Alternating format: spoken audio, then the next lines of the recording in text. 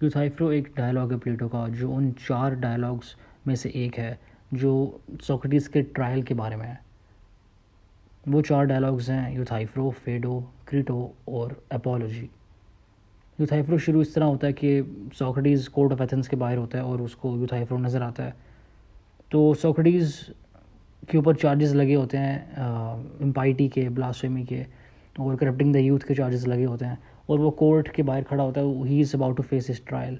उसको यूथाइफ्रो नज़र आता है और यूथाइफ्रो वहाँ पे आया होता है अपने अपने ही बाप को प्रोसिक्यूट करने के लिए। उसके बाप ने किसी को अनइंटेंशनली मर्डर कर दिया होता है, ठीक है, he has murdered someone unintentionally.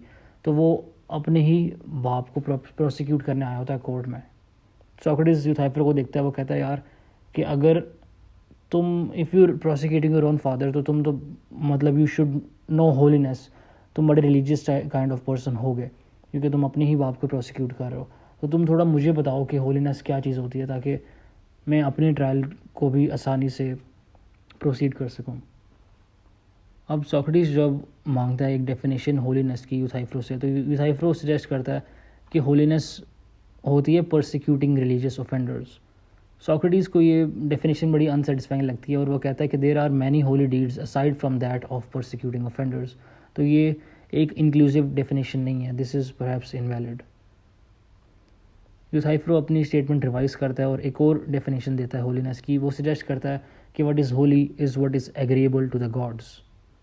लेकिन सोक्रेटिस इस स्टेटमेंट को भी रिफ्यूट करते हुए कहता है कि जो गॉड्स है ना, मतलब ग्रीक एंशिएंट ग्रीक मैथोलॉजी में उनका जो कल्चर होता था वो एक पॉलीथीस्टिक कल्चर था, they used to believe in many gods. तो सोक्रेटिस कहता है कि हमारे जो खुदा है ना, वो क्वेरल और डिसएग्री भी करते हैं on a lot of things. तो एक चीज़ जो एक को एग्रीएबल होगी वो दूसरे खुदा को एग्रीएबल नहीं होगी। तो दैट इज़ वाई तुम्हारी जो ये वाली स्टेटमेंट भैया यूथाइफ्रो, ये भी गलत है कि what is holy is what is agreeable to the gods, this is invalid. अब यहाँ पे एक डिबेट होती है सोक्रेटिस और यूथाइफ्रो के दरमियान, जिसमें वो बहस इस बात पे करते हैं कि क्या अच्छे काम जो हैं, जो नेक काम है, जो नेकियां हैं, वो नेक इसलिए क्योंकि वो खुदा को पसंद है, या खुदा को वो इसलिए पसंद है क्योंकि वो नेक हैं।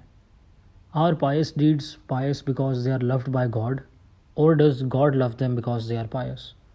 अब इस चीज़ के बारे में इनकी डिबेट होती रहती है और इसका एक कंक्लूसिव आंसर नहीं निकलता। जिसके बाद यूथाइफ्रो ये सजेस्ट करता है कि होलीनेस एक जस्टिस की एक फॉर्म है। Holiness is a kind of justice, और ये जस्टिस तब होती है when we look after the gods well. Socrates Euthyphro से पूछता है कि यार क्या मतलब है तुम्हारा लुक आफ्टर द गॉड्स, क्योंकि गॉड्स आर ओमनीपोटेंट एंड उनको हमारी हमारी लुकिंग आफ्टर की ज़रूरत नहीं है, हमारी हेल्प की ज़रूरत नहीं है। तो ये तीसरी रेफ्यूटेशन थी ऑफ यूथाइफ्रोज डेफिनेशन ऑफ होलीनेस, जिसको सोक्रेटिस ने रेफ्यूट कर दिया। जिसके बाद यूथाइफ्रो ये सजेस्ट करता है कि होलीनेस एक काइंड ऑफ ट्रेडिंग है खुदाओं के साथ, जहाँ हम सेक्रीफाइसेस करते हैं उनके नाम पे, और वो उसकी जगह हम हमारी जो हैं विशेज़ हैं उनको ग्रांट करते हैं।